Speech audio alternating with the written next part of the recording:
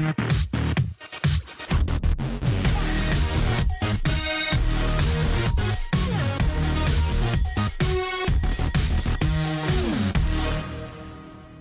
to Clone Collector Reviews. Today we have a pretty exciting review of Thor from Thor Love and Thunder by figuarts. But before we take a look at the figure, let's go ahead and take a quick look at the packaging. Let's get Thor out of here real quick. So here we have the packaging. It's pretty standard. It's nothing all that special. You get the picture of the character, the little hollow sticker, what comes inside the box. There's another picture of the figure, figuarts, Thor Love and Thunder, more pictures, some stuff you cannot read, or at least I cannot. Warning label, not for children, or not for people under 15 years old. But yeah, that's pretty much the box. Let's go ahead and get on into the review. So here we have the figure, and this Thor figure is absolutely amazing. He has tons of amazing detail just everywhere. Plenty of paint. This guy is covered in paint, but in all the ways he should be. But starting up here at the head, we have an amazing head sculpt. Looks just like Chris Hemsworth. And even the hair looks good. That is just absolutely amazing. We do have some shoulder pads underneath the cape, and the cape does have a wire in it, so you can pose it around, which is always nice.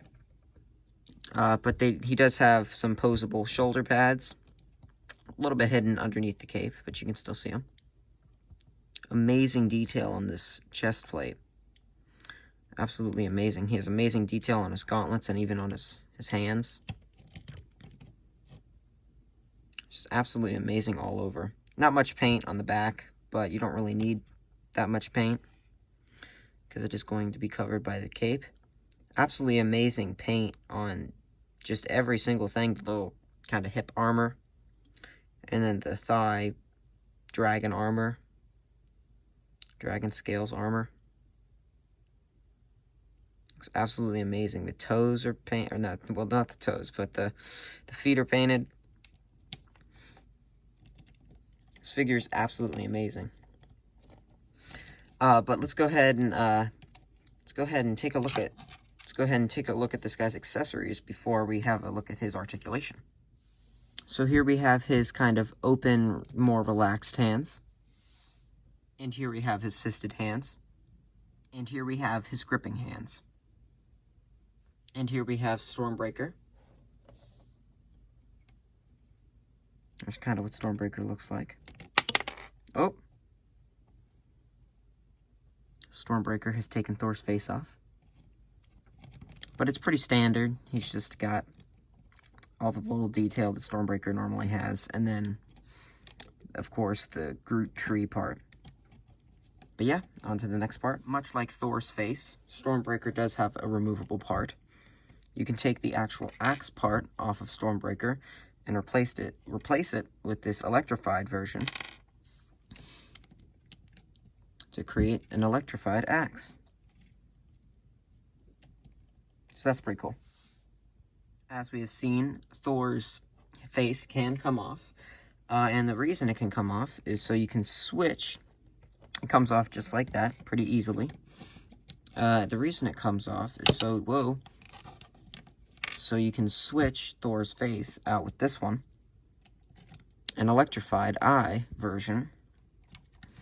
So you can really get him into those cool electricity poses. Or I guess lightning poses. And yeah, this is definitely where this figure shines for me.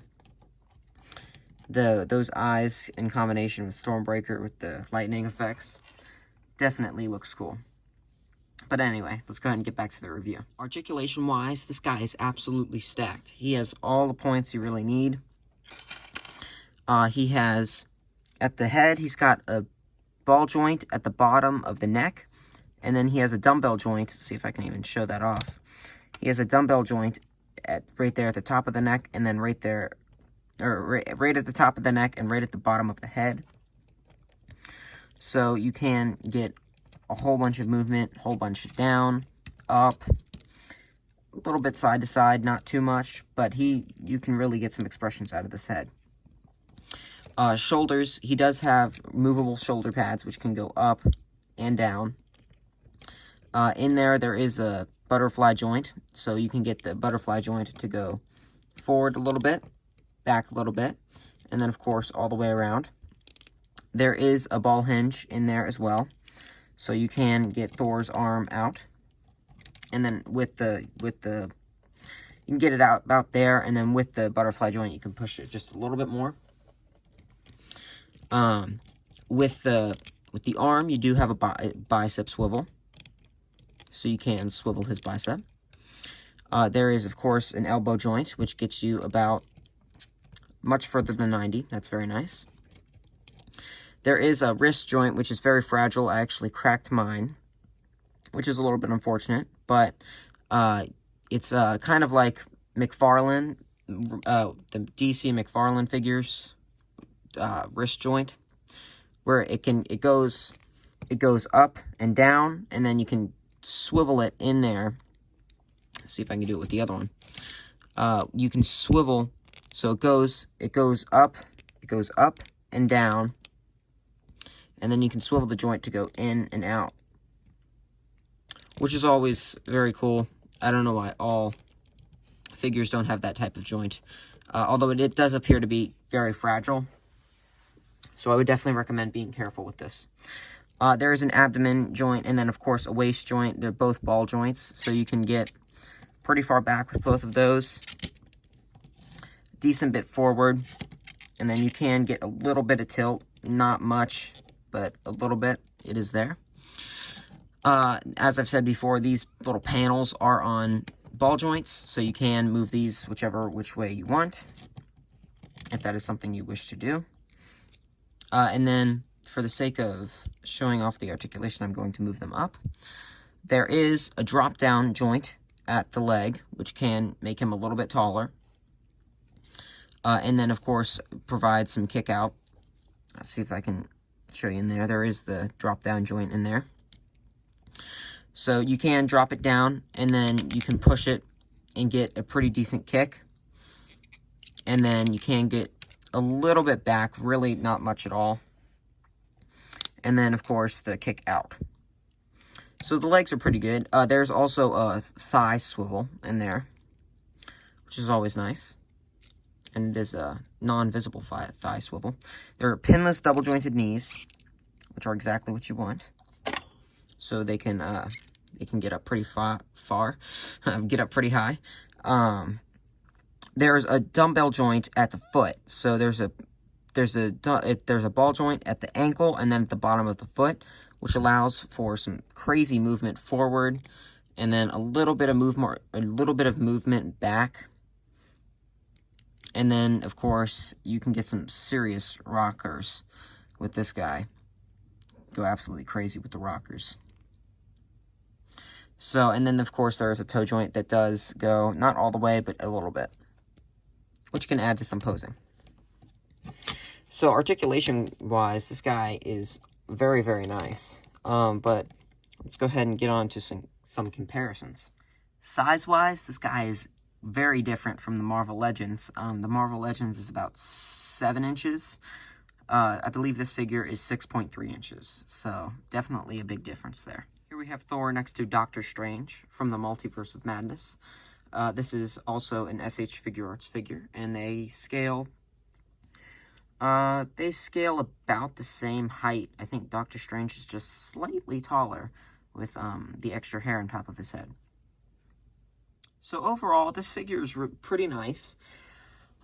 He feels nice in the hand. He definitely looks nice. I feel like that's the best thing for this guy. He's definitely not something I would recommend giving to a kid, but because he is a little bit fragile. My right wrist broke on this guy, so that is a little bit unfortunate. But other than that, this figure is actually really nice. I don't think he's quite worth like $80 or whatever they were asking for him. I'd say he's worth about $30 to $40, and I got mine for I think $35 on Amazon. So, yeah, I'd say this guy's actually pretty cool. This one's definitely a recommendation. If you're a Marvel Legends collector, you're probably not going to be replacing this guy because he's much more to scale with the Marvel Legends figures. This figure is much smaller. I'd say he definitely worked well with an SH Figuarts collection, but the SH Figuarts figures are kind of smaller than some of the Marvel Legends. But yeah, this has pretty much been my review. So if you enjoyed this video, please like. And if you want to see more of my content, subscribe. And as always, I will see you in the next video. Bye.